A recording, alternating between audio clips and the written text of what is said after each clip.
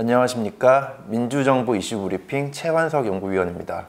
오늘은 창업 벤처기업에 대한 차등 의결권 도입에 대해서 얘기해 보도록 하겠습니다. 차등 의결권은 주식 한 주당 한 개의 의결권이 부여되는 주식 이외에 2개 이상 또는 1개 미만의 의결권이 인정되는 주식을 의미합니다. 쉽게 얘기해서 내가 가진 주식 한 주당 여러 개의 의결권이 발생하는 주식이라고 생각하시면 되겠습니다. 회사에 주식을 가진 사람을 기본적으로 주주라고 얘기를 하고, 이 주주는 크게 2가지의 권한을 가지게 됩니다. 하나는 기업이 영업활동을 통해서 벌어들인 돈, 즉 이익에 대해서 내가 내 지분만큼의 소유권을 요구할 수 있는 이익배당 청구권이 있고요. 물론 기업이 적자를 계속 보고 파산을 할 경우엔 주주는 자신의 지분만큼 손해를 감당해야 합니다. 또 다른 하나의 권한은 의결권인데, 이는 기업의 중요한 의사결정 과정에 주주로서 자신의 의견을 표출하고 개진할 수 있는 권한을 의미합니다. 이때 차등 의결권은 이익배당 청구권과 의결권 간의 차이를 제도적으로 인정함으로써 지배주주가 안정적으로 자신의 경영권을 보호할 수 있게끔 해주는 목적을 가집니다. 현재 국내에서는 상법 제369조에 근거해서 복수 의결권 발행이 금지되어 있습니다. 대법원의 판례 역시 정관의 규정이나 주주총회의 동의를 통해서 복수 의결권을 발행을 하더라도 그 효력을 인정하지 않는다라고 판결한 바 있습니다. 이는 기본적으로 국내 법체계가 주주평등주의를 중요하게 여기기 때문입니다. 하지만 2000년대 들어서 국내에서도 차등 의결권 도입에 대한 목소리가 커지고 있습니다. 그 이유는 크게 2가지로 나눠볼 수 있는데, 첫째는 국내 기업에 대한 외국계 자본의 위협이 가시화되고 있기 때문입니다. 1992년에 한국 자본시장이 외국인 투자자를 제한적으로 허용하기 시작했고, IMF를 거치면서 외국인 투자의 상한제도가 폐지되었습니다. 그 결과 외국인 투자자들이 지금 국내 자본시장에서 상당한 비중을 차지하고 있고, 그에 따라서 외국인 투자자들의 행동주의 역시 확대되고 있는 상황입니다. 예를 들어 1999년에는 미국계 헤지펀드인 타이거펀드가 SK텔레콤의 지분을 6.5% 확보를 하고 경영진의 교체를 요구한 바 있으며, 최근에는 삼성물산과 제일모직 합병에 대해서 엘리엇펀드가 반대 의견을 내기도 하였습니다. 이처럼 국내 기업에 대한 외국계 자본의 위협이 가시화되면서 경영권 방어를 위해서 차등 의결권 도입의 목소리가 커지고 있는 것입니다.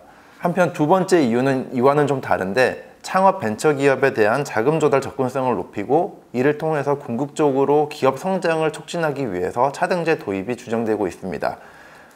창업 벤처기업은 상대적으로 재무적 여력이 부족하기 때문에 외부 채널을 통해서 자본을 조달하는 것이 굉장히 중요한데, 지금 그 대부분이 간접금융시장을 통해서 이루어지고 있습니다. 그 이유 중에 하나가 직접 금융시장, 즉 기업 공개나 전환사채 발행이 이루어질 경우에 경영자가 자신의 경영권을 상실할 가능성에 직면하게 되고, 그 결과 직접 금융시장의 활성화가 지연되고 있는 것입니다.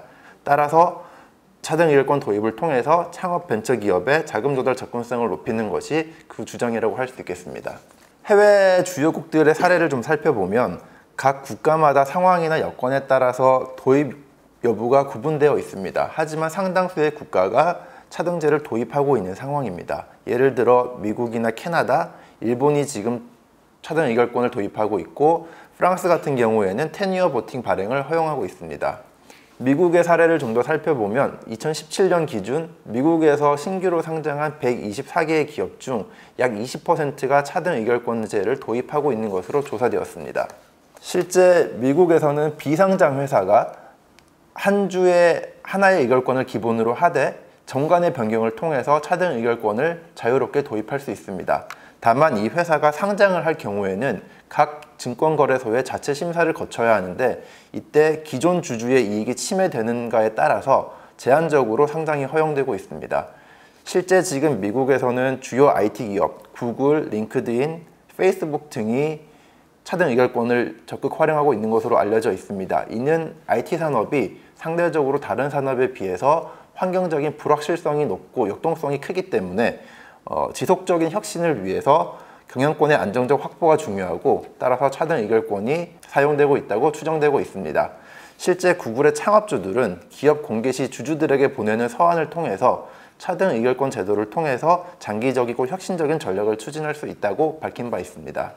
한편 홍콩의 경우에는 그동안 차등제를 도입한 기업의 상장이 금지되어 있었지만 금년 4월에 이 제도가 바뀌면서 상장이 허용되기 시작했습니다. 그 이유는 중국계 IT 기업인 알리바바가 차등제 도입 거부를 이유로 홍콩에서 뉴욕 증시로 이전 상장을 하였고, 그 이후에 바이두나 웨이보 같은 중국계 IT 기업들이 미국으로 상장을 하게 되었습니다. 그 결과 홍콩은 증권거래소의 경쟁력 강화를 위해서 차등 의결권 도입 기업의 상장을 허용하기 시작했고, 금년 7월에는 샤오미의 상장을 유치하는 실적을 올리기도 했습니다. 이처럼 개별 국가마다 도입 여부가 구분이 되는 것은 차등 의결권이 장점과 단점을 동시에 지니기 때문입니다.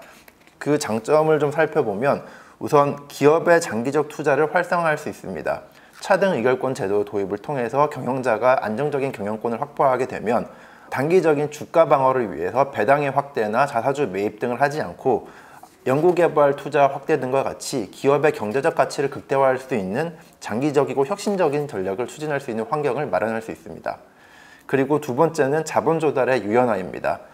신규 상장이나 전환사채 발행 등이 이루어질 경우에 지배주주는 자신의 의결권이 희석될 가능성에 직면하게 되는데, 이 경우 차등제를 통해서 자금 조달 효율성을 증가시키고 궁극적으로 자본시장 활성화를 유도할 수 있습니다. 특히 이는 자본 조달 비용이 상대적으로 높은 중소벤처기업에 중요하게 작용한다고 할 수 있습니다.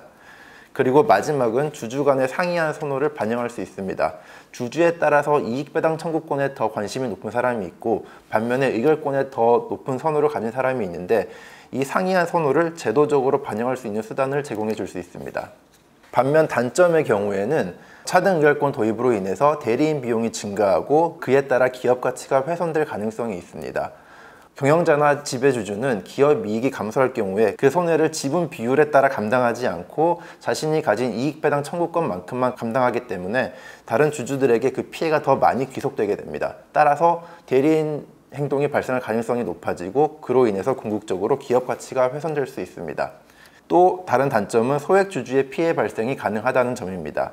지배주주가 자신의 높은 의결권을 활용해서 특별배당금 지급이나 재량적 발생액의 인위적인 조정 등을 통해서 기업 자산을 외부로 이전시킬 경우 소액주주는 그에 대해서 자신의 부를 침해당하게 됩니다.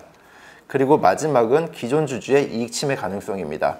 차등제 도입은 기존 주주의 의결권 희석화를 발생시킬 수 있는데, 이는 재산권의 침해로 간주될 수 있기 때문에 그러한 단점이 존재하게 됩니다. 각 국가마다 제도적, 사회적, 경제적 배경이 다르기 때문에 기업 지배 구조의 우월성을 일률적으로 판단할 수는 없습니다. 한국의 경우에는 기업 지배 구조가 여전히 취약하고 소액주주 보호 및 지배주주 방지를 위한 제도적 방안이 제한적이기 때문에 차등제의 전면적 도입은 오히려 일부 재벌기업의 지배주주의 사적 이익을 공고히 하는 결과를 초래할 수 있습니다.